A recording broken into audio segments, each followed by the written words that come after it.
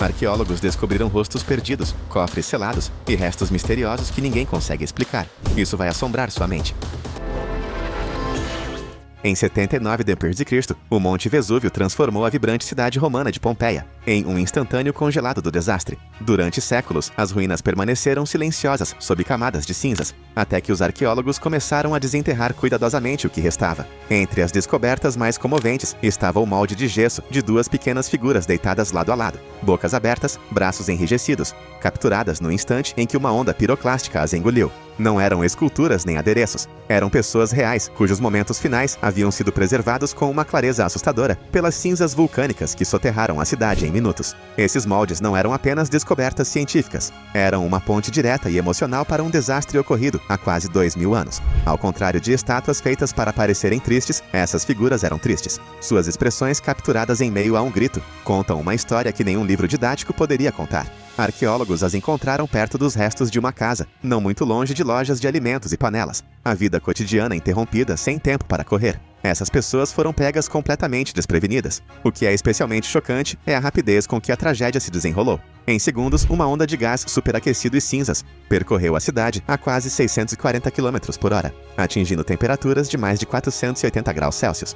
Não houve sirene de alerta, nem tempo para escapar. Famílias inteiras, amigos, vizinhos. Muitos deles nunca conseguiram sair de casa. E, no entanto, suas histórias não desapareceram. As cinzas se tornaram uma cápsula do tempo, selando não apenas corpos, mas também emoções. De certa forma, essa descoberta mudou a forma como as pessoas veem a história antiga. Pompeia não é apenas um lugar com ruínas, é um lugar que ainda guarda os ecos de vidas humanas reais. Os moldes de gesso, especialmente os de crianças, percorreram museus ao redor do mundo. Eles foram recriados em documentários, referenciados em séries como Doctor Who e estudados em salas de aula da Itália à Califórnia. Esses momentos congelados no tempo continuam a falar, mais alto do que qualquer pergaminho ou inscrição. É fácil pensar no Império Romano como um conjunto de colunas de mármore e grandes arenas, mas descobertas como essa despojam a grandeza e nos mostram o lado humano silencioso e trágico. Não generais ou imperadores, apenas pessoas comuns cujas vidas foram repentinamente interrompidas. E no silêncio desses moldes, o mundo continua a ouvir.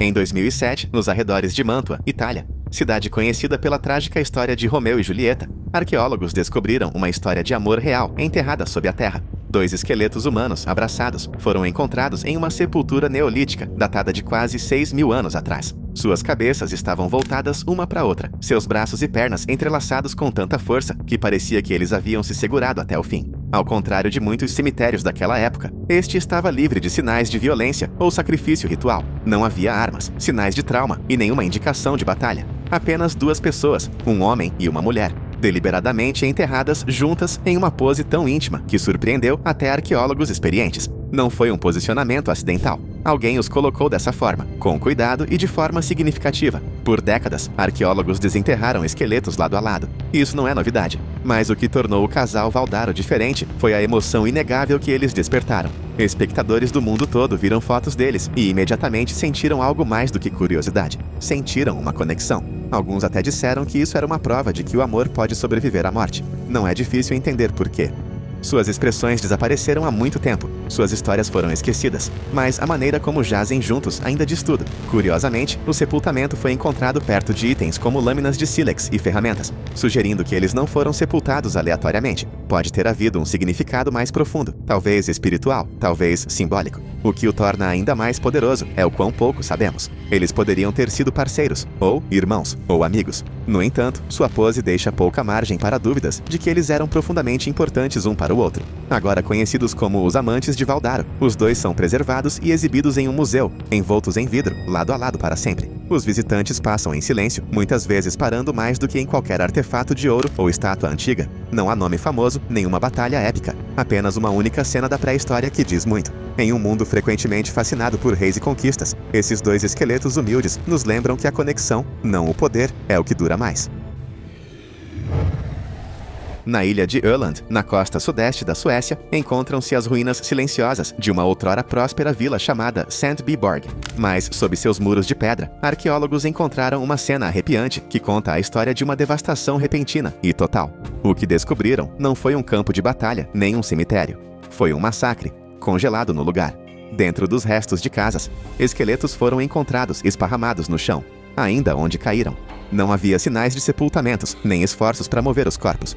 Alguns tinham ferimentos de espada no crânio. Outros tinham os braços erguidos, como se tentassem se proteger. Essas pessoas haviam sido atacadas sem aviso. Havia sinais de objetos de valor deixados intocados. Ouro, joias, ferramentas, tudo ainda lá, o que significava que não era um ataque para saque. Era algo pessoal, uma mensagem. Aniquilação total. O que mais chocou os arqueólogos foi o silêncio que se seguiu. Os atacantes não mataram apenas. Eles apagaram o lugar do mapa. Ninguém voltou para enterrar os mortos. A vila nunca foi reconstruída.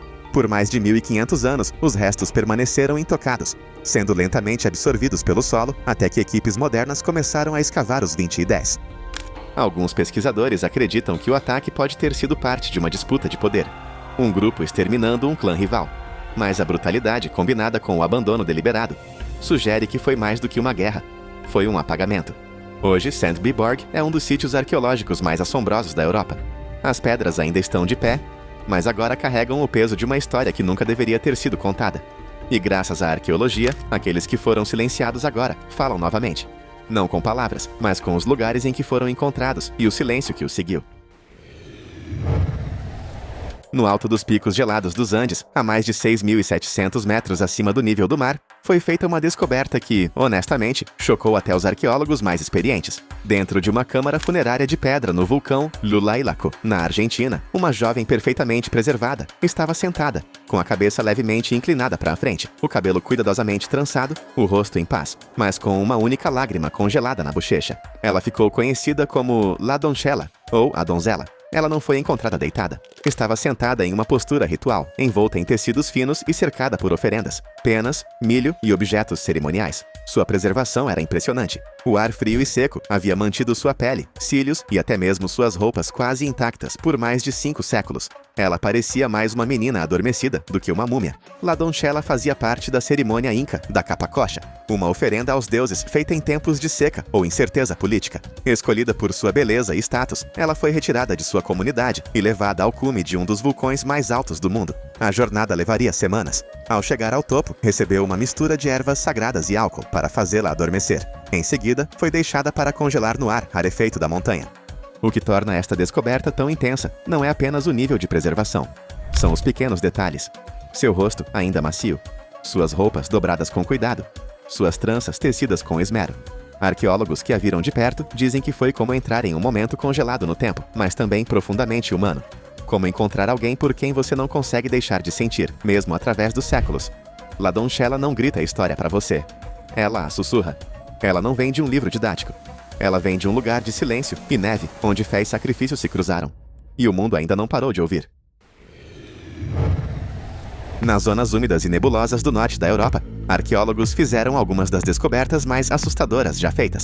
Restos humanos enterrados não sob pedras ou terra, mas nas profundezas de turfeiras. Esses corpos encontrados em turfeiras estão tão bem preservados que até impressões digitais e barba por fazer ainda podem ser vistas, apesar de datarem de mais de 2.000 anos. E como você sabe, muitos deles não são adultos. Na Dinamarca, Irlanda e Alemanha, equipes descobriram corpos com cabelos intactos, membros retorcidos e até cílios visíveis. Alguns foram encontrados com cordas em volta do pescoço, outros com oferendas cuidadosamente colocadas ao lado. Um caso particularmente famoso é o de uma figura adolescente apelidada de Garota Ide, descoberta na Holanda. Seus longos cabelos ruivos e rosto sereno pareciam desafiar os séculos que ela passara enterrada em lama ácida. Por que essas pessoas foram colocadas nas turfeiras? Alguns acreditam que foram sacrificadas, possivelmente durante cerimônias tribais que pediam terras férteis ou vitória na guerra. Mas o que chama a atenção é o quão ritualizados e cuidadosos eram esses enterros. Não eram aleatórios, eram significativos. A turfa funcionava como um freezer natural. Condições frias e com baixo teor de oxigênio impediam a proliferação de bactérias, preservando pele, órgãos e roupas.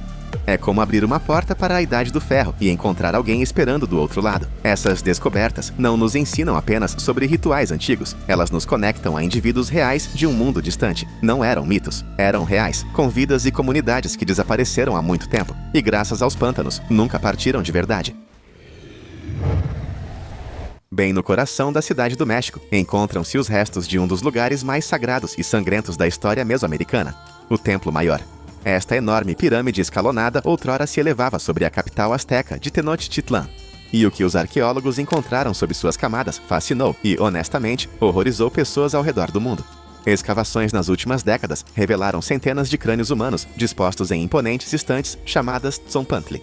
Essas eram estruturas reais que os astecas construíram para exibir as cabeças daqueles sacrificados aos deuses. Abaixo do próprio templo, encontraram fossos de oferenda repletos de ossos, lâminas de obsidiana, conchas e até restos de onça. Mas o que realmente chocou os pesquisadores foram os esqueletos compactados, muitos com marcas de corte nas costelas e espinhas, mostrando a precisão dos rituais. Não se tratava de violência aleatória. Seguia regras cerimoniais rígidas, frequentemente vinculadas ao calendário asteca, alinhamentos cósmicos e ciclos sazonais. O Deus Sol precisava de força, acreditavam eles, e a força vinha da essência da vida. As vítimas eram frequentemente tratadas como convidados de honra antes do ritual, bem alimentadas, adornadas com pinturas e penas elaboradas e conduzidas em procissão até o topo do templo. Em uma descoberta recente, arqueólogos encontraram uma grande caixa de pedra cheia de ossos e crânios esculpidos, enterrada sob o que teria sido um espaço público. Não estava escondido. Era para ser visto. E hoje, esses ossos falam com mais poder do que qualquer glifo ou pergaminho jamais poderia. Não são apenas relíquias de um mundo perdido. São uma janela arrepiante para uma civilização que via a vida e a morte por uma lente completamente diferente. Para eles, sacrifício não era destruição. Era uma oferenda a algo maior. E graças aos arqueólogos que descascaram cada camada do templo maior, essa visão de mundo não é mais um mistério. Na tranquila zona rural de Somerset, Inglaterra, encontra-se um lugar que parece bastante tranquilo visto de fora. Mas dentro da caverna de Gough, arqueólogos descobriram algo profundamente perturbador. Ossos com mais de 14 mil anos estavam espalhados pelo chão. A princípio, parecia um sítio pré-histórico qualquer. Mas então, notaram algo estranho. Os ossos tinham marcas de corte. Cortes limpos e deliberados, como os feitos por ferramentas usadas para processar carne. Ainda mais chocante, alguns dos crânios haviam sido cuidadosamente moldados em tigelas. Não foram acidentes, foi intencional. Especialistas determinaram que esses primeiros humanos não estavam apenas sobrevivendo em condições adversas, mas também se voltando para práticas que a maioria das sociedades abandonaria completamente mais tarde. Não se tratava de violência ou punição, tratava-se de sobrevivência, e talvez até de ritual. Essas pessoas viveram no limiar da última era glacial, quando a Terra era fria, os recursos eram escassos e a linha entre a vida e a morte era tênue. O que torna este sítio tão significativo é o quão metódico tudo era. A maneira como os ossos eram arrancados, a maneira como os crânios eram moldados. Havia um sistema para isso. Alguns cientistas acreditam que pode ter tido um significado espiritual, não apenas uma tentativa desesperada de suportar o frio. Os restos mortais encontrados na caverna de Gough são agora armazenados e estudados sob condições rigorosas, revelando mais a cada ano. As ferramentas, ossos e marcas contam uma história desconfortável, mas inegável. Essas pessoas fizeram o que precisavam para sobreviver em um mundo brutal, e ao fazer isso, deixaram para trás um dos quebra-cabeças arqueológicos mais antigos e complexos da história britânica. Todo mundo conhece Pompeia, mas poucos ouviram falar de Herculano, sua vizinha menor, soterrada pela mesma erupção vulcânica. Enquanto Pompeia foi atingida por uma chuva de cinzas, Herculano foi sufocada por uma onda fervente de gás e lama que se precipitou tão rápido que transformou as pessoas em conchas pétreas em segundos. Quando os arqueólogos começaram a escavar uma fileira de casas de barcos à beira-mar, esperavam encontrar depósitos. Em vez disso, descobriram algo muito mais devastador. Amontoadas dentro desses abrigos, havia mais de 300 pessoas, amontoadas, esperando por um resgate que nunca chegou. Muitas delas foram encontradas segurando sacolas de joias, comida e ferramentas, os itens mais valiosos que podiam carregar. Elas não estavam fugindo de casa, elas estavam esperando para serem salvas. Algumas estavam descansando contra as paredes, outras estavam encolhidas nos cantos. Elas se reuniram perto da costa, provavelmente esperando que os navios romanos chegassem. Mas a onda de calor as atingiu antes que qualquer ajuda chegasse. Num piscar de olhos, suas vidas foram seladas na lama vulcânica tão rapidamente que os arqueólogos mais tarde recuperaram seus esqueletos ainda usando brincos, cintos e sandálias. Uma descoberta particularmente assustadora foi a de um soldado, ainda usando um cinto militar e carregando uma espada. Ele havia chegado tão longe, possivelmente guiando outros para a segurança. Morreu fazendo isso. O sítio arqueológico está tão bem preservado que pesquisadores conseguiram estudar suas últimas refeições a partir do conteúdo de seus estômagos. Ao contrário das ruínas teatrais de Pompeia, Herculano é mais silenciosa, porém mais íntima. Os rostos não são moldados em gesso. São ossos, congelados no lugar, imóveis, esperando, observando. E graças ao fluxo vulcânico que os engoliu, sua história não terminou em silêncio. Foi apenas pausada, até que a desenterrássemos novamente. Em meados do século XVIII, 2 navios britânicos, o HMS Erebus e o HMS Terror, partiram para mapear a passagem noroeste, uma rota marítima através do Ártico que nunca havia sido mapeada com sucesso. A missão, liderada por Sir John Franklin, desapareceu sem deixar vestígios. Por mais de um século, ninguém soube o que aconteceu. Então, pedaço por pedaço, o Ártico começou a revelar seus segredos. Arqueólogos e equipes forenses acabaram encontrando restos de esqueletos espalhados pela paisagem árida da ilha Rei Guilherme. Os corpos apresentavam sinais de exposição ao frio extremo e desnutrição. Alguns tinham cortes profundos nos ossos, sugerindo o inimaginável. Pessoas fazendo o que podiam para sobreviver quando os navios ficaram presos no gelo. Uma descoberta assustadora foi um par de pernas esqueléticas, ainda dentro de calças de lã, encontradas sozinhas na tundra. Em outro caso, um barco improvisado foi encontrado carregado com talheres, livros e ossos humanos. Àquela altura não eram exploradores árticos experientes, eram homens exaustos carregando símbolos de casa por um deserto congelado. Ainda na última década, arqueólogos descobriram os restos naufragados de ambos os navios, estranhamente bem preservados na água gelada. Pratos, ferramentas e até botas de couro permaneceram a bordo. Mas são as histórias humanas, encontradas em fragmentos ao longo da costa, que deixam a impressão mais forte. A expedição Franklin não se perdeu em um desastre repentino. Ela se desfez lentamente, passo a passo, quilômetro a quilômetro. Os restos famintos não são apenas ossos. São o que resta de uma ambição que se aprofundou demais no frio e pagou o preço final. O que começou como um triunfo da exploração terminou em um dos colapsos mais silenciosos e tristes da história.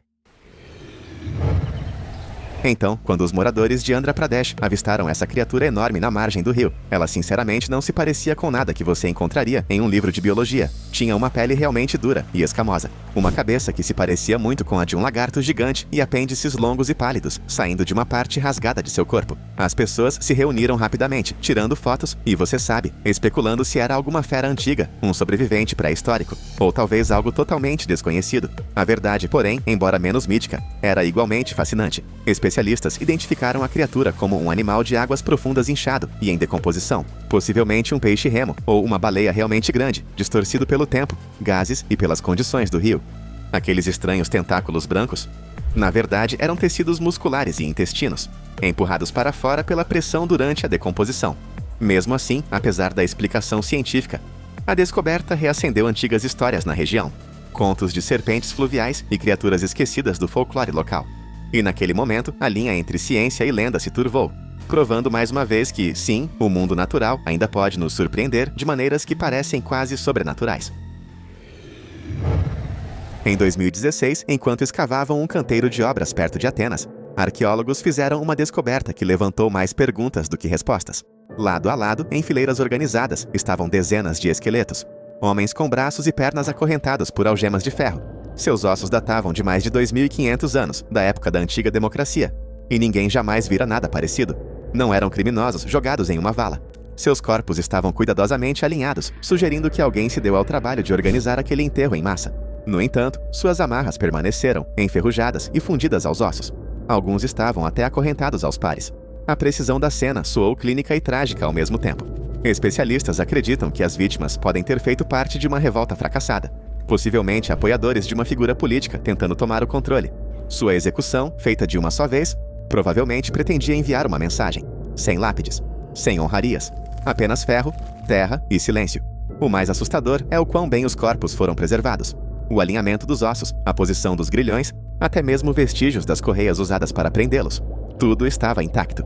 Isso deu aos arqueólogos uma rara oportunidade de entender como o poder funcionava no mundo antigo, especialmente durante seus momentos mais sombrios.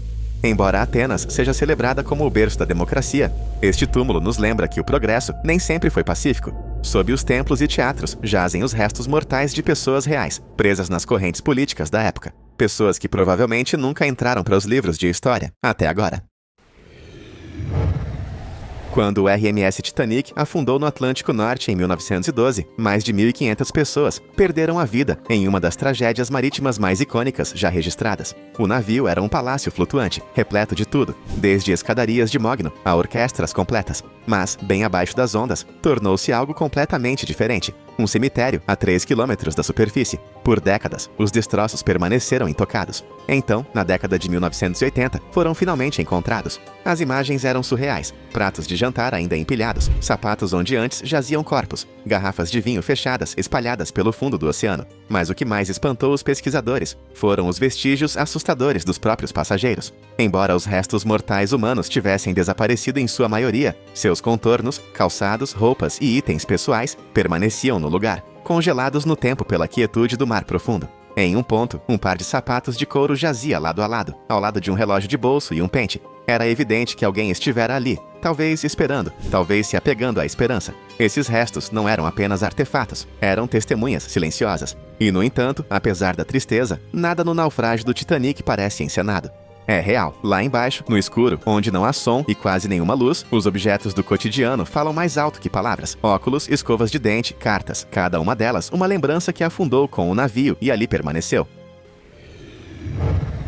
Sob as movimentadas ruas de Paris, muito abaixo dos cafés e casas de moda, existe um mundo oculto que outrora abrigou mais pessoas do que a cidade acima. No século XVIII, cemitérios superlotados forçaram as autoridades municipais a começar a mover os mortos para antigas pedreiras subterrâneas. Com o tempo, esse vasto labirinto se transformou no que hoje conhecemos como as catacumbas de Paris. Mas o que a maioria dos visitantes não percebe é que, além dos caminhos turísticos iluminados por velas, encontram-se inúmeros jazigos lacrados que nunca foram mapeados e, quando abertos, o silêncio é avassalador. Nos últimos anos, arqueólogos que trabalhavam sob as ruas perto de antigos conventos e igrejas descobriram vários jazigos repletos de ossos humanos do chão ao teto. Não eram as paredes decorativas de caveiras que os turistas veem. Eram câmaras ocultas, algumas ainda impregnadas do cheiro de decomposição antiga, lacradas há séculos e esquecidas à medida que a cidade crescia sobre elas. O que torna esses jazigos diferentes é o que foi deixado para trás com os mortos. Caixões de madeira velhos, chaves enferrujadas, pedaços de pano e, certa vez, até mesmo uma carta cuidadosamente dobrada, escondida sob um fêmur. Em um caso, os ossos estavam misturados com entulho de construção, sugerindo que quando os prédios eram reformados há séculos, eles simplesmente jogavam os restos mortais de lado e os emparedavam. Equipes forenses que estudavam os restos mortais encontraram sinais de superlotação, estresse e doenças, evidências de que muitas dessas pessoas viveram vidas difíceis em tempos de peste, guerra ou fome. Em um cofre, eles descobriram camadas de ossos empilhados de tal forma que parecia que pessoas haviam sido adicionadas em ondas, possivelmente durante uma epidemia mortal. Hoje, esses cantos escondidos de Paris estão sendo estudados lenta, silenciosamente e com muito cuidado. Alguns cofres são perigosos demais para serem abertos, e outros são tão profundos que equipamentos modernos têm dificuldade para alcançá-los. Mas o que já foi encontrado pinta um quadro assustador sobre uma das cidades mais célebres do mundo. A cidade dos esquecidos. Não reis, não heróis. Apenas pessoas comuns, amontoadas no escuro. Suas histórias trancadas atrás de muros de pedra por centenas de anos até agora. A poucos passos abaixo de uma das ruas mais antigas de Roma, encontra-se um labirinto escondido que a maioria dos turistas nem percebe que está atravessando. A Via Ápia, um lugar onde as pessoas agora correm, andam de bicicleta e tiram selfies, esconde um mundo que antes ecoava com orações sussurradas e o medo silencioso de serem pegas. Estas são as catacumbas de São Sebastião, não apenas túneis, mas uma cidade subterrânea secreta dos mortos que se estende por 11 quilômetros. Muito antes de o cristianismo se tornar legal, os fiéis enterravam seus mortos aqui, em câmaras profundas, esculpidas em rocha vulcânica macia, chamada tufo. Quando você desce para este submundo mal iluminado, a temperatura cai e o seu senso de direção também. É fácil sentir como se tivesse deixado o mundo moderno para trás. As paredes são revestidas por fendas estreitas e horizontais, cada uma delas uma sepultura. Pombas, âncoras, peixes. Outros exibem afrescos tão bem preservados que você pensaria que foram pintados algumas décadas atrás. De fato, as obras de arte encontradas aqui incluem algumas das primeiras imagens cristãs conhecidas em qualquer lugar do mundo. Mas este lugar não é só sobre ossos e arte antiga. Ela também tem uma estranha conexão com um dos soldados que se tornaram santos mais famosos do Império Romano, Sebastião. Segundo a tradição, ele foi enterrado aqui após sobreviver a uma saraivada de flechas, apenas para mais tarde ser morto para sempre, e sepultado nessas catacumbas. Sua história tornou o local tão popular que se tornou um dos primeiros pontos oficiais de peregrinação na Roma cristã. O que é realmente surpreendente é a extensão dessa rede. Apenas uma pequena parte é aberta ao público. Mas os arqueólogos exploraram vários níveis, alguns descendo mais de 12 metros. Essas camadas não foram construídas de uma só vez. Elas foram expandidas conforme a necessidade de mais espaço. Algumas seções mostram sinais de colapso ou selamento intencional, levantando questões sobre o que ainda pode estar escondido lá atrás. Santuários perdidos? Relíquias esquecidas? Se isso parece algo saído de Indiana Jones ou O Código da Vinci, você não está longe. Esta não é uma exposição encenada de museu. É história real e intocada enterrada bem debaixo dos seus pés. E é apenas o começo. Sob a imensa arena do Coliseu, encontra-se algo muito mais complexo do que pedras em ruínas. O hipogeu, um sistema subterrâneo de túneis, elevadores e gaiolas. Era a sala de máquinas dos espetáculos mais extremos da Roma antiga. Era onde animais selvagens eram encenados, onde guerreiros se preparavam em silêncio, e onde ilusões eram criadas para chocar dezenas de milhares de espectadores. Este era o antigo show business, e as apostas eram mortais. Gladiadores não simplesmente saíam, eles apareciam. Alçapões se abriam, elevadores subiam do chão, e criaturas exóticas pareciam se materializar do nada. Grande parte dessa magia era possível graças a um sistema tão avançado que rivalizava com a encenação de séculos posteriores. Alguns elevadores eram movidos por esteiras, outros por contrapesos intrincados. Equipes de homens trabalhavam nos bastidores como ajudantes de palco em uma arena moderna. E por séculos tudo ficou enterrado. Grama e terra cobriram completamente o hipogeu até o século XIX, quando os arqueólogos finalmente começaram a escavar o que estava escondido desde a queda do Império.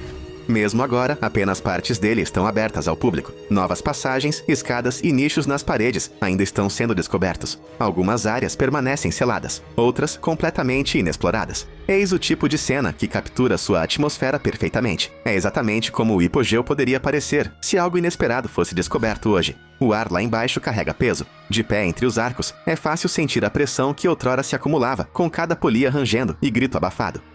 Para os gladiadores, este espaço era uma cela de detenção e uma plataforma de lançamento. Você não apenas entrava na arena, era içado para dentro dela, às vezes depois de horas esperando no escuro, sem ouvir nada, além de aplausos distantes acima. A escala da engenharia é difícil de exagerar. Plataformas grandes o suficiente para erguer um grupo inteiro de leões, peças de palco para reencenar cenas mitológicas, templos, árvores ou navios, içadas pelo chão, cada detalhe cronometrado para chocar a multidão e alimentar o drama. E embora a multidão tenha ficado em silêncio, a estrutura permanece, parte máquina, parte cemitério, parte mistério. Quanto mais você se aprofunda no Coliseu, mais ele revela, não em ruído, mas em ecos.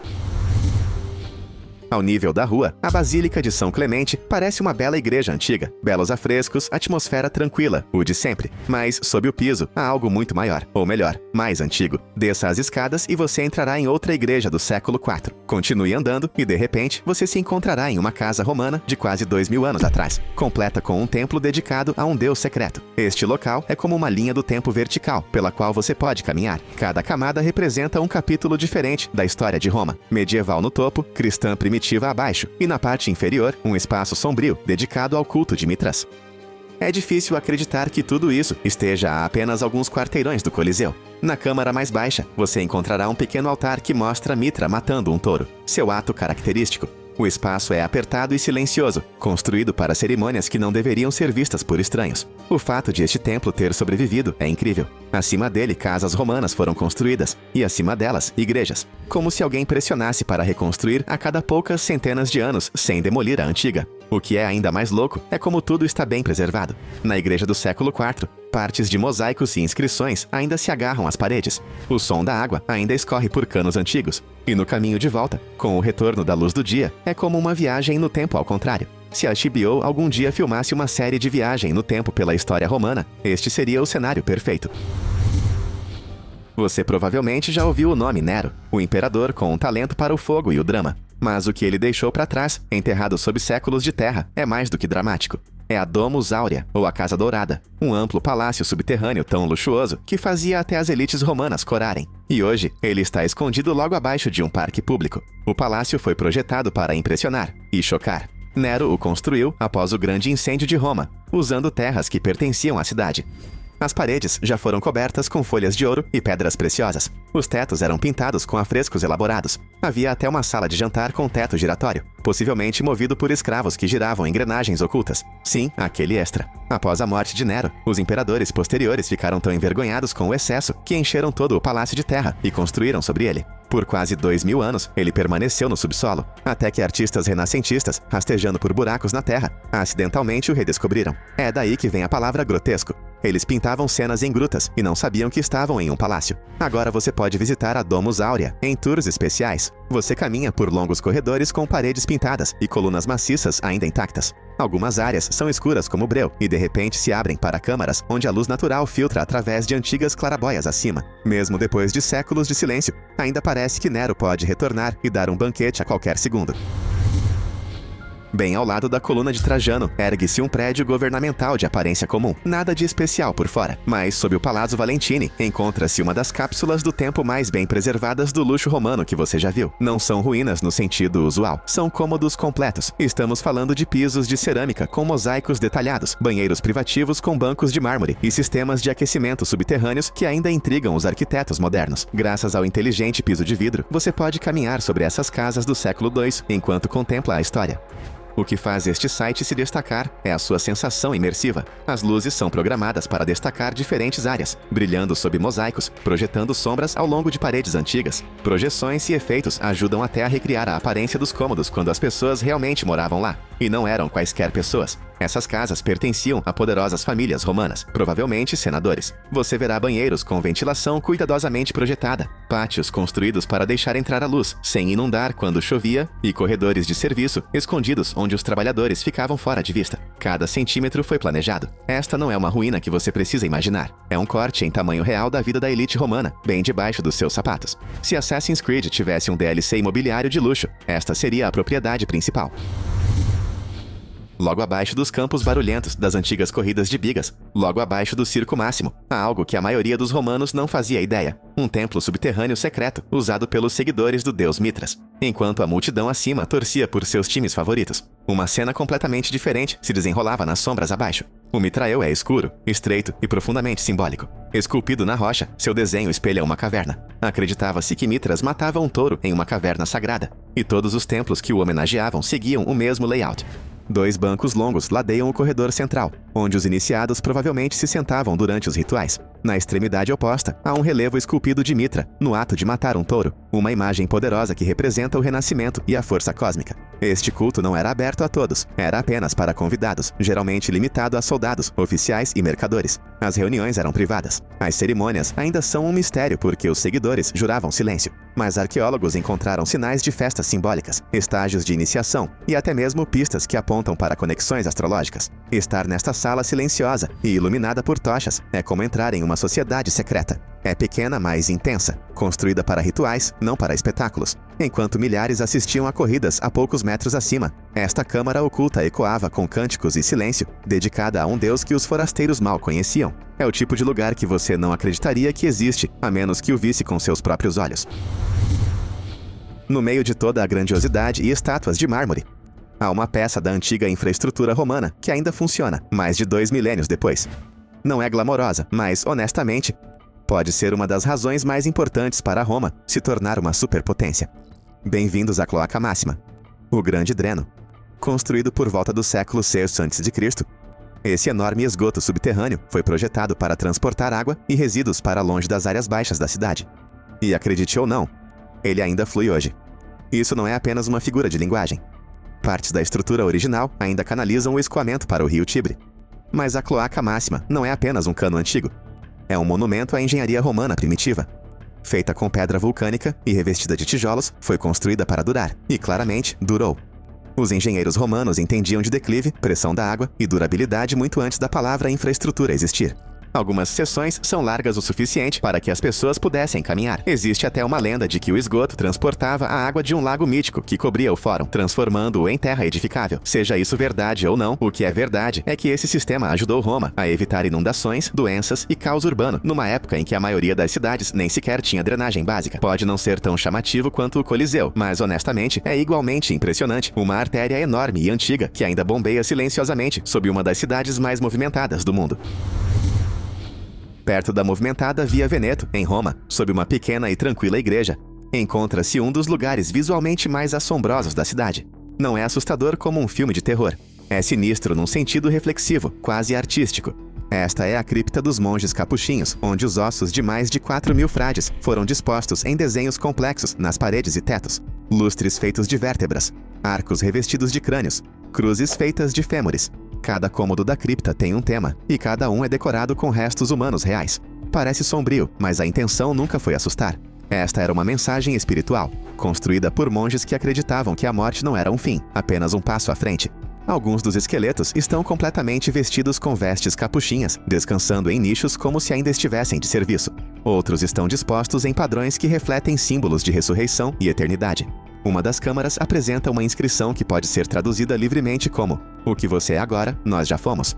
O que somos agora, você será." É a versão romana definitiva da perspectiva. A cripta foi construída no século XVII, quando os frades trouxeram ossos de seu antigo mosteiro. E embora seja definitivamente uma das vistas mais estranhas de Roma, também é uma das mais inesquecíveis. Pense nela como uma mensagem esculpida em osso, não sobre medo, mas sobre reflexão. E de alguma forma, apesar de tudo isso, é pacífica, silenciosa, quase meditativa, o tipo de lugar que permanece com você por muito tempo depois de partir. Neste momento, se você jogar uma moeda na Fontana de Trevi, essa água não veio apenas de um cano sob a rua. Ela veio de uma fonte a 21 quilômetros de distância, trazida para o subsolo por um aqueduto romano com mais de 2.000 anos, e ainda em funcionamento. Trata-se do Aqua Virgo, um dos sistemas de água em funcionamento mais antigos da Terra, construído em 19 a.C. por Marco Agripa. Este aqueduto foi um presente para a cidade. Ao contrário de muitos outros que atravessavam arcos imponentes, o Aqua Virgo era praticamente subterrâneo, protegido de intempéries, inimigos e terremotos. E funcionou tão bem que continuou a fornecer água para o centro de Roma, mesmo com a ascensão e queda de impérios. O incrível é a precisão da engenharia. A inclinação da nascente até a fonte é tão sutil, com apenas cerca de 2,5 centímetros por 100 metros, mas mantém a água fluindo sem bombas de pressão, apenas a gravidade. Em certo ponto, chegou a passar diretamente por baixo das termas de Agripa, alimentando piscinas e sistemas de aquecimento que maravilhavam os visitantes antigos. Hoje você pode visitar partes do canal original. Ele corre por baixo de ruas modernas, passando entre lojas, casas e museus, enquanto a maioria das cidades substitui as tubulações de água a cada poucas décadas. Roma ainda usa uma que antecede o Novo Testamento. Cada gota que flui do Trevi não é apenas água, é história. Límpida, fria e vinda diretamente de um sistema tão bem construído que as cidades modernas ainda estão tentando se atualizar. Bem ao lado de um dos cruzamentos ferroviários mais movimentados de Roma, soterrado sob os trilhos modernos, esconde-se um segredo que pegou todos de surpresa. Trabalhadores na década de 1910 descobriram acidentalmente uma basílica subterrânea, perfeitamente preservada. Uma basílica que nenhum romano havia visto em quase 2.000 anos. E até hoje, ninguém sabe exatamente quem a construiu, ou por quê. O layout é diferente de qualquer basílica cristã. Em vez de cruzes ou santos, as paredes são cobertas com figuras de estuque da mitologia romana, como Hércules, Orfeu e cenas com estranhas criaturas simbólicas. 3 naves. Uma ábside central. Decorações intrincadas. Parece religioso, mas não da maneira que as pessoas esperam. Pode ter sido usado por um culto misterioso, possivelmente filósofos neopitagóricos com ritos e símbolos secretos. Todo o espaço foi escavado no subsolo e reforçado com concreto para evitar o colapso. Foi assim que sobreviveu intocado por séculos. Uma teoria? Os proprietários o esconderam de propósito. Um ponto de encontro secreto, a salvo dos olhos do Império. A iluminação suave agora revela os detalhes. Videiras, estrelas, espirais. Cada painel sussurrando algo perdido no tempo. O artesanato é de elite. A mensagem, ainda sem solução. De pé naquele espaço, com trens correndo acima e silêncio antigo abaixo. Você sente o peso da história colidindo. Roma não é apenas uma cidade em camadas de pedra. É repleta de significado. Você não encontrará em um cartão postal, mas nas catacumbas de Priscila está uma das obras de arte mais significativas da história cristã primitiva, possivelmente a primeira imagem da Virgem Maria. Não está em exposição em um grande museu. Está pintada na parede de uma silenciosa câmara funerária. As catacumbas em si são enormes. Mais de 8 quilômetros de túneis, escavados sob a propriedade de uma nobre romana no século II. Os primeiros cristãos usavam esse espaço não apenas para enterrar os mortos, mas também para esculpir uma identidade espiritual segura, em uma época em que o culto público nem sempre era seguro. A câmara mais comentada é o cubículo da mulher velada. Lá dentro, há um delicado afresco de uma mulher segurando uma criança, com uma estrela acima e um homem apontando para ela. Muitos acreditam que se trata de Maria com o menino Jesus, e que o homem poderia ser o profeta Balaão, referindo-se a uma estrela de textos antigos. Essa não é a única arte aqui. Você verá peixes, pavões, âncoras e os primeiros símbolos de esperança e eternidade. Os afrescos foram pintados com cuidado, muitas vezes brilhando sob uma luz suave, preservados por séculos de silêncio. Este local não é impressionante em tamanho, mas é poderoso em presença. É onde a fé ganhou forma pela primeira vez. Não em grandes esculturas ou vitrais, mas em pinceladas simples, escondidas no subsolo. E é exatamente isso que o torna inesquecível. A maioria dos visitantes caminha pelo Fórum Romano, sem perceber que está passando por um dos pontos mais antigos e misteriosos de toda a cidade. Ele é marcado por uma simples placa de mármore preto, o lápis do Níger. Mas essa pedra não é apenas um marcador. Ela cobre o que muitos acreditam ser o local religioso mais antigo de Roma. Sob a placa, encontram-se um altar antigo, uma base de coluna e um bloco de pedra, com inscrições em latim antigo, o tipo de língua que nem mesmo a maioria dos romanos entenderia. Este não é um local turístico. É uma história crua e intocada. A inscrição inclui palavras sobre reis, sacerdotes e maldições. Alguns estudiosos acreditam que esteja ligada ao próprio Rômulo, o lendário fundador de Roma. Ao lado fica o templo circular de Rômulo, não o mítico, mas outro Rômulo, filho do imperador Maxêncio. Suas enormes portas de bronze são originais, e sim, ainda funcionam. Entre e você será cercado por um silêncio que parece quase fora de sincronia com o caos lá fora. Grossas paredes de pedra, luz suave através do óculo acima. É como estar congelado em um tempo diferente. O que torna esta área tão incrível é o quão pequena ela é e, ao mesmo tempo, o quanto de poder ela contém. Não é chamativo, mas pode ser um dos poucos lugares em Roma que ainda é sagrado, mesmo depois de milhares de anos. O Fórum pode ser o coração político da cidade, mas esta é a sua alma. Enquanto milhares de turistas tiram selfies na Fontana de Trevi, poucos percebem o que se esconde sob seus pés. A poucos passos de distância, atrás de uma porta discreta, encontra-se a entrada para o Vicus Caprarius, um bairro inteiro soterrado da Roma Antiga. Não se trata apenas de mais uma ruína. É uma parte completa da cidade que remonta ao século I. Você encontrará vestígios de prédios de apartamentos romanos, escadarias de mármore, pátios e até mesmo sistemas de encanamento que, ainda estão intactos. E bem no meio de tudo isso, uma gigantesca cisterna subterrânea, cheia de água cristalina, do aqueduto Aqua Virgo. A mesma água que abastece a Fontana de Trevi. Caminhar pelo Vicus Caprarius é realmente surreal. Você está cercado por paredes de tijolos e pisos de mosaico, que outrora abrigavam o cotidiano dos antigos romanos. Num momento você está vendo a base de uma casa de luxo, no outro, um pedaço de cerâmica preso entre pedras, deixado exatamente onde foi jogado. Este local é frequentemente chamado de Cidade da Água, e realmente faz jus ao nome. A umidade brilha nas paredes, e o fluxo constante de água faz com que pareça, vivo. Não é apenas uma exibição estática. Respira com o ritmo da cidade acima. O contraste é o caos selvagem no andar de cima, a paz esquecida abaixo. E, no entanto, ambos os mundos estão conectados pelo mesmo riacho que flui há 2000 anos. A maioria dos museus em Roma exibe objetos retirados do solo. A cripta de Balbi permite que você caminhe pelo próprio solo. Na verdade, é um dos únicos lugares da cidade onde você pode ver as camadas da história, literalmente empilhadas umas sobre as outras, sem nunca sair do prédio. Originalmente construída como parte de um complexo teatral no século I a.C., a cripta de Balbi começou como um grande espaço público, mas o que realmente a torna especial é o que aconteceu depois. À medida que Roma mudava, este quarteirão também mudava. Tornou-se uma zona de oficinas, depois uma área residencial, depois um depósito de lixo durante a era medieval e, eventualmente, parte de um mosteiro. Hoje você pode caminhar pela própria escavação. Passarelas de vidro guiam você por pisos antigos. Paredes atravessam diferentes períodos de tempo. Um único cômodo pode mostrar 4 séculos de mudança em sua alvenaria. É como percorrer toda a história de uma cidade, sem nunca virar uma página. Há algo em ver esse tipo de tempo comprimido em um espaço físico que, atinge de forma diferente. Uma moeda romana aqui, um jarro bizantino ali. Até mesmo ferramentas descartadas, deixadas para trás por artesãos que não faziam ideia de que fariam parte de um futuro museu. A cripta de Balbi não é tão famosa quanto o Coliseu, mas, honestamente, pode ser mais pessoal. Ela não mostra o que Roma queria que você visse. Mostra o que as pessoas realmente fizeram. Como se adaptaram, construíram, demoliram e recomeçaram. E é isso que a torna tão real. Escondida sob a superfície da cidade religiosa mais famosa do mundo, encontra-se uma rede de passagens que, honestamente, poucas pessoas veem, enquanto milhões passeiam pela Praça de São Pedro acima. Lá no fundo, corre um labirinto silencioso, projetado para os momentos em que as coisas não saíram como planejado. Essas rotas subterrâneas não estão marcadas em mapas turísticos, mas desempenharam um papel fundamental na manutenção da força do Vaticano durante séculos de caos e mudanças. Um dos caminhos mais intrigantes leva dos muros do Vaticano a uma fortaleza distante.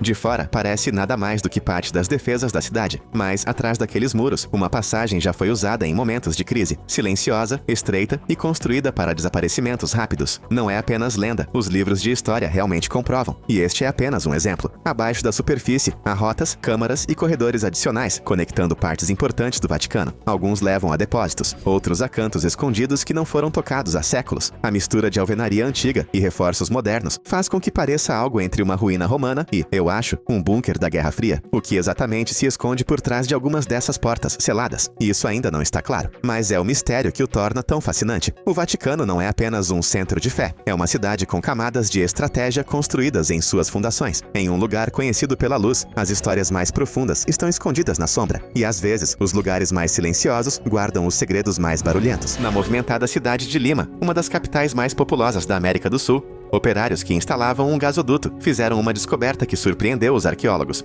a múmia naturalmente preservada de uma criança enterrada há quase 1000 anos. A descoberta surpreendente ocorreu no bairro de Puente Piedra, logo abaixo de uma rua moderna, onde camadas de história jazem silenciosamente sob os pés de milhões de pessoas. A apenas 1,2 metro de profundidade, encontraram o corpo agachado de uma criança, com idade entre 10 e 15 anos, envolto firmemente em uma mortalha. Seus joelhos estavam dobrados em direção ao peito, os braços cruzados, uma postura característica das antigas práticas funerárias da região. Mas o que realmente chocou a todos, mesmo depois de um milênio, os cabelos castanho escuros do menino permaneciam intactos. Uma lembrança vívida e assombrosa da vida que ele outrora viveu. Ao redor do corpo havia cabaças secas outrora usadas para armazenar água e substâncias cerimoniais. Ao lado de jarras, pratos e garrafas de cerâmica, alguns decorados com desenhos geométricos e cenas de pescadores. Esses artefatos apontam para a cultura Chancai, uma civilização pesqueira pouco conhecida, mas outrora próspera, que floresceu na região de Lima entre 1000 e 1470 d.C., antes de ser absorvida pelo Império Inca. Especialistas acreditam que a descoberta pode revelar novos conhecimentos sobre os rituais, a vida cotidiana e as crenças espirituais do povo Chancai, uma das culturas pré-incas do Peru ainda cercada de mistério. Seria essa criança filho de pescador, uma oferenda ritual ou alguém de status superior? Seus cabelos e pertences funerários perfeitamente preservados podem conter as respostas. No Peru, essa preservação é frequentemente auxiliada pelo clima árido do país. O ar seco desidrata rapidamente os tecidos moles, interrompendo a decomposição em um processo conhecido como mumificação natural. Mas neste caso, a pose ritual e as oferendas funerárias sugerem que também pode ter envolvido práticas intencionais de mumificação, ligadas a crenças sobre a vida após a morte. E pensar, tudo isso jazia logo abaixo do pavimento. Em 1932, nas profundezas das montanhas escarpadas perto de San Pedro, Wyoming, 2 garimpeiros em busca de ouro abriram uma caverna escondida e encontraram algo que não conseguiam explicar. Lá dentro, empoleirado em uma pequena saliência, estava o que parecia ser um minúsculo corpo humano. Mas esta não foi uma descoberta comum. A figura não tinha mais de 17 centímetros de altura, na posição sentada, com pele coriácea, olhos esbugalhados e um crânio achatado. Seus dentes eram afiados, seus braços cruzados, e havia sido preservada com tantos detalhes que até as unhas eram visíveis. A imprensa local explodiu com manchetes sobre uma possível pequena pessoa, ou ser ancestral de tribos esquecidas. Alguns especularam que era uma farsa, outros insistiram que era real, um capítulo perdido do folclore nativo americano, que falava de humanos em miniatura que viviam nas colinas. A múmia chegou a ter radiografias, que revelaram um esqueleto completo e órgãos internos. Não era uma boneca, nem uma escultura. Ela já havia estado viva. Durante anos, a múmia viajou de museu para museu, chegando até mesmo a ser exibida em uma vitrine de vidro em uma loja local, atraindo olhares curiosos e teorias malucas. Alguns alegaram que ela tinha características reptilianas, outros juraram que era um alienígena. Mas análises forenses mais recentes apontaram para algo mais fundamentado, mas ainda profundamente misterioso: os restos mortais de um bebê muito pequeno, provavelmente sofrendo de uma condição rara que alterava o crescimento ósseo e o desenvolvimento corporal. Ainda assim, permanecem dúvidas. Como ela foi parar perfeitamente preservada em uma caverna na montanha? Quem a colocou lá? E por quê? Ainda hoje, a múmia de San Pedro gera debates online e nos círculos de criptozoologia. Ela tem sido comparada a algo saído de Arquivo X ou Stranger Things, uma relíquia do inexplicável, escondida na paisagem do oeste americano. O que a torna tão atraente não é apenas o seu tamanho, mas a aura de mistério que ainda a envolve. Uma criatura tão pequena, mas capaz de abalar nossa noção do que é possível. Atrás de um vidro em um templo silencioso no Japão, repousa uma criatura que parece ter saído diretamente de um pesadelo ou de um mito, com cerca de 30 centímetros de comprimento, garras afiadas, um rosto humanoide retorcido e um corpo que termina em uma cauda escamosa de peixe. Essa suposta múmia sereia tem intrigado cientistas e sacerdotes por gerações. Parece algo que se esperaria ver em uma lenda de piratas ou guardando uma relíquia amaldiçoada em um filme. Sua origem, possivelmente no século XVII, foi encontrada em uma caixa de madeira com um bilhete antigo, afirmando que havia sido capturada nas águas perto da província de Coti. Os sacerdotes a mantiveram escondida por séculos, tratando-a mais como um objeto sagrado do que como um espécime. De acordo com o folclore antigo, criaturas como essa traziam desastres se desrespeitadas, mas garantiam longevidade se honradas. Quando os pesquisadores finalmente tiveram permissão para examiná-la, o que encontraram foi um artesanato engenhoso, camadas de papel, tecido e partes de animais, costuradas com minuciosos detalhes. A metade superior tinha a boca de um macaco e presas minúsculas, enquanto a inferior lembrava um peixe de verdade. Mas por trás da estranheza existe algo mais profundo. Reflete como os povos antigos processavam o desconhecido, combinando natureza e crença em algo físico. A ciência moderna pode ter explicado o como, mas o porquê permanece igualmente estranho. Por que construir tal coisa? Quem a colocou em um templo? E por que mantê-la em segredo por tanto tempo? A múmia sereia é parte farsa, parte relíquia cultural e parte questão viva. E ainda atrai visitantes que não conseguem deixar de se perguntar: e se?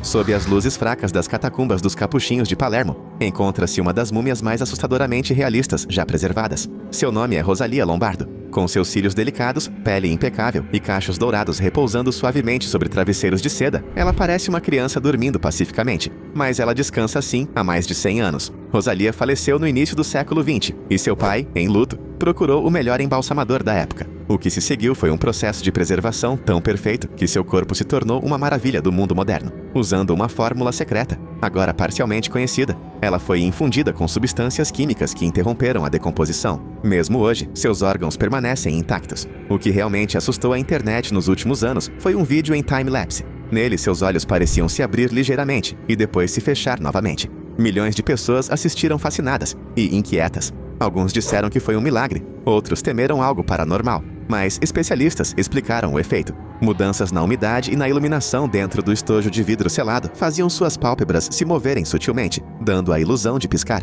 Ainda assim, ver uma menina preservada abrir os olhos, mesmo que por um segundo, tem um jeito de ficar na memória. O caso de Rosalia é mais do que apenas uma história de preservação incrível. É um eco silencioso do amor de uma família, da habilidade incomparável de um cientista e da tênue linha entre a vida e a memória.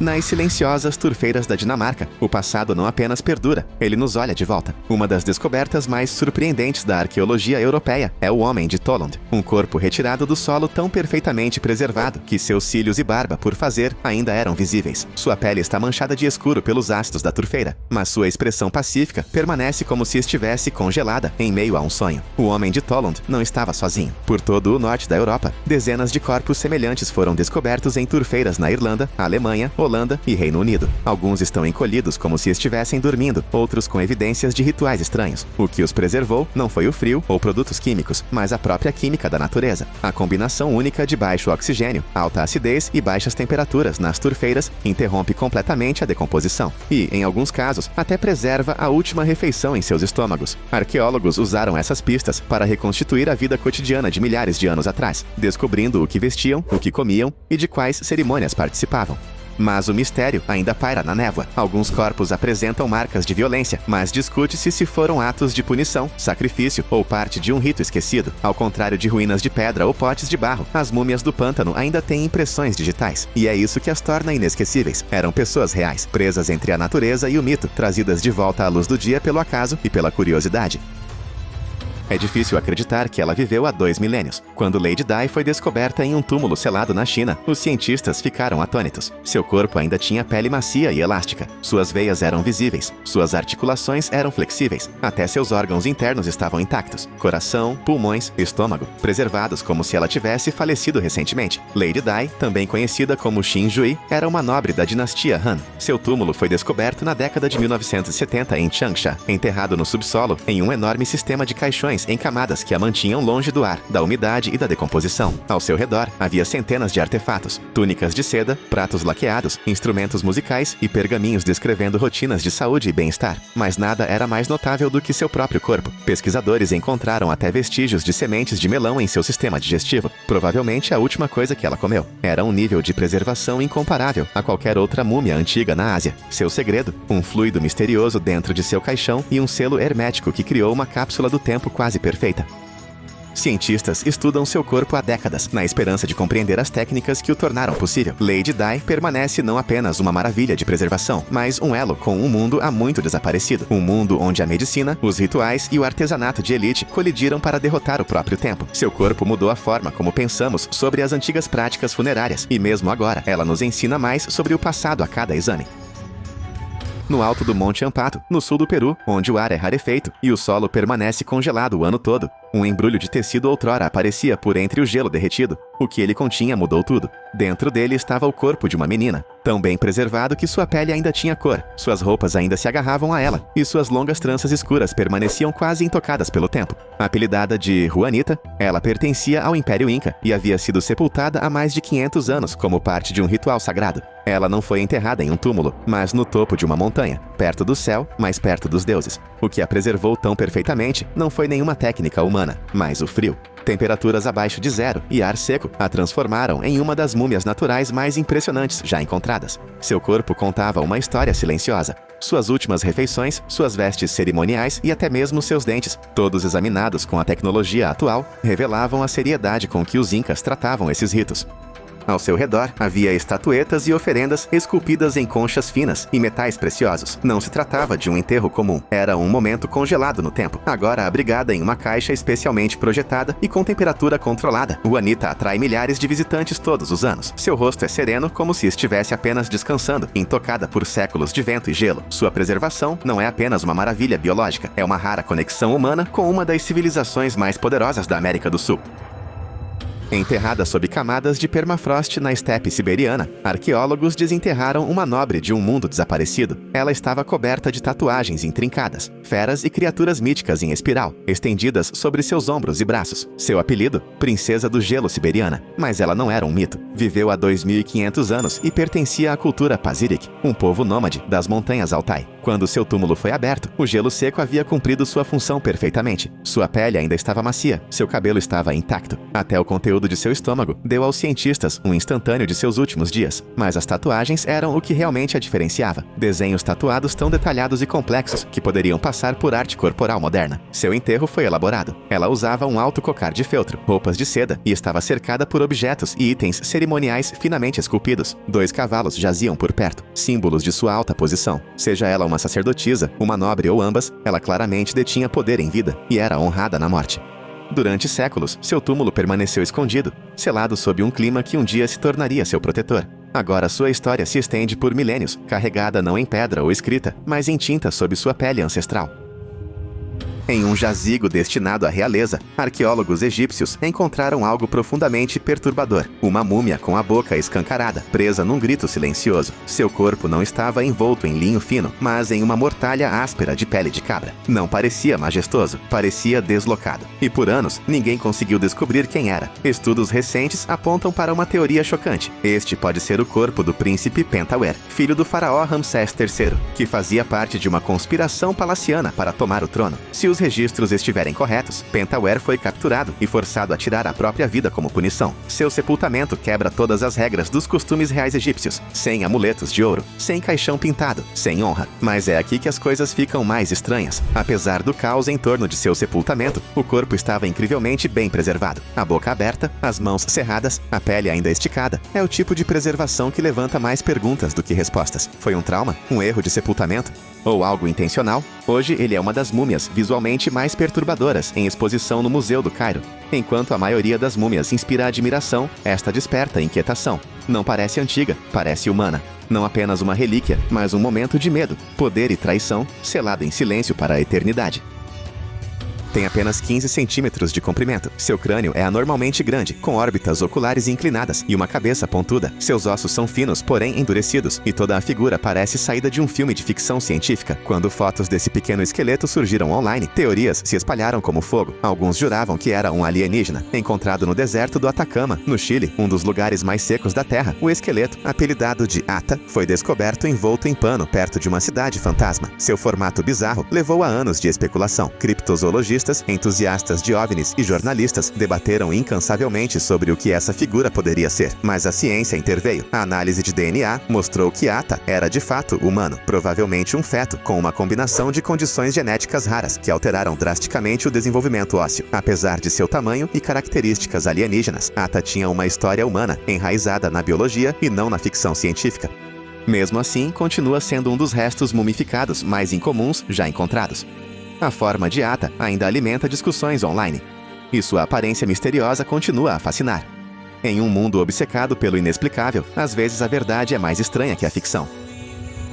Ele governou o Egito por mais de 60 anos, liderou campanhas militares massivas e construiu alguns dos templos mais emblemáticos da história. Ramsés II foi uma força da natureza, e milhares de anos após seu reinado, seu corpo ainda fala por si. Quando sua múmia foi desembrulhada, uma coisa se destacou acima de tudo: seu cabelo. Fios grossos, de um tom laranja avermelhado, ainda se agarravam ao seu couro cabeludo. Alguns acreditavam que ele havia adquirido essa cor naturalmente após a morte. Outros sugeriram que ele havia sido tingido enquanto ele ainda estava vivo, possivelmente como símbolo de poder divino ou identidade real. Ao contrário de muitas outras múmias egípcias, Ramsés II foi tratado com o máximo cuidado. Seu caixão estava cheio de resina, suas feições ainda eram distinguíveis, e seu sepultamento foi tão bem preservado que até seu nariz e mandíbula sobreviveram aos séculos. Ele foi levado de avião para a França no final do século XX para ser examinado, e até mesmo recebeu um passaporte do governo egípcio, listando sua ocupação como rei falecido. Os pesquisadores descobriram não apenas sinais de velhice e artrite, mas também métodos de preservação ativa que diferenciavam sua múmia das demais. Ramsés não era apenas um rei. Ele era um monumento vivo. E mesmo morto, ainda é lembrado em museus e livros de história. Sua múmia não é um vestígio. É um legado com cabelos ruivos e uma presença que se recusa a desaparecer. Encontrado por montanhistas nos Alpes, Ötzi não apenas mudou a arqueologia, ele reiniciou a linha do tempo. Ele tem mais de 5.000 anos, o que o torna a múmia natural mais antiga da Europa. E ele não morreu de frio ou fome, ele foi assassinado. Ötzi foi encontrado de bruços no gelo derretido, com a pele coriácea, mais preservada, e seus equipamentos espalhados ao redor, como um kit de sobrevivência, um machado de cobre, ferramentas de pedra, um arco longo e comida seca. Ele usava um chapéu de pele de urso e uma capa de palha, e seus sapatos eram isolados com feno. Durante anos, cientistas estudaram seu corpo, desvendando camadas de mistério. Então veio a parte chocante. Tomografias computadorizadas revelaram uma ponta de flecha alojada em seu ombro. Ele havia sido baleado pelas costas, provavelmente sangrou até a morte e desmaiou onde estava. A cena não havia sido perturbada por milênios. Suas últimas refeições, grãos e cabra selvagem, ainda estavam em seu estômago. Suas tatuagens, mais de 60 delas, alinhavam-se com pontos de acupuntura, sugerindo uma terapia inicial para a dor. A história de Ötzi é antiga, mas parece surpreendentemente moderna. Um homem em movimento, armado, possivelmente fugindo ou emboscado, carregando ferramentas, remédios e segredos para o túmulo. Hoje, seu corpo está abrigado em uma câmara com temperatura controlada na Itália, onde os visitantes podem olhar através do vidro, cara a cara com um homem de outro mundo. Em um museu subterrâneo e escuro no centro do México, fileiras de figuras retorcidas e coriáceas enfileiram-se nas paredes, múmias com bocas congeladas, cabelos ainda grudados no couro cabeludo e roupas ainda enroladas em seus corpos. Elas não foram embalsamadas, não foram preservadas intencionalmente. A natureza fez o trabalho, e uma das mais icônicas entre elas é conhecida simplesmente como a Múmia Negra. Ela ganhou o apelido por causa de sua pele escura e encolhida, tão seca e dura que parece couro envelhecido. Sua pose é tensa, com membros retraídos e uma aparência quase realista demais. O clima árido e a cripta hermética em Guanajuato mumificaram naturalmente dezenas de corpos, preservando-os em detalhes assustadores. A Múmia Negra foi descoberta no século XIX, durante uma limpeza de rotina em um cemitério. As leis locais exigiam que as famílias pagassem taxas de sepultamento, e se não pagassem, os restos mortais eram removidos. Foi assim que os trabalhadores encontraram os primeiros corpos preservados naturalmente, e um museu cresceu a partir daí. Hoje, esta múmia é uma das mais famosas do museu. Ela não fala, mas sua aparência diz tudo. Os visitantes muitas vezes ficam presos entre o fascínio e o desconforto, pois não se trata de história antiga, é um eco moderno da morte, perfeitamente preservado pelo tempo, pelo solo e pelo silêncio. No coração árido das montanhas do Irã, encontra-se a mina de sal de Sherabad, um lugar que guarda algo além dos minerais, momentos congelados no tempo. Nas últimas décadas, mineiros desenterraram 6 corpos antigos, enterrados em camadas de sal, com a pele endurecida, os cabelos ainda soltos e as barbas encaracoladas sob capacetes cristalizados. Eles são conhecidos como os Homens do Sal e datam de mais de 1.700 anos. Um deles ainda tinha uma bota no pé, ferramentas no cinto e um crânio fraturado, evidência de um acidente de mineração que selou seu destino. O sal preservou tudo: ossos, pele, cabelo, roupas, até mesmo um estômago preservado com vestígios de refeições ainda dentro. Acredita-se que o mais velho do grupo seja de cerca de 400 a.C. Ele usa um brinco de ouro e ainda tem vestígios de bigode e cabelos longos. Sua expressão, embora congelada, é quase pacífica. Museus no Irã agora guardam alguns desses restos mortais, exibindo-os não como relíquias, mas como pessoas reais que caminharam na escuridão e nunca saíram. Poucos ambientes de preservação são tão eficazes quanto o sal. Ela seca, endurece e bloqueia as forças da decomposição. Esses homens não eram da realeza nem guerreiros, eram trabalhadores. Mesmo assim, tornaram-se algumas das múmias visualmente mais deslumbrantes da Terra.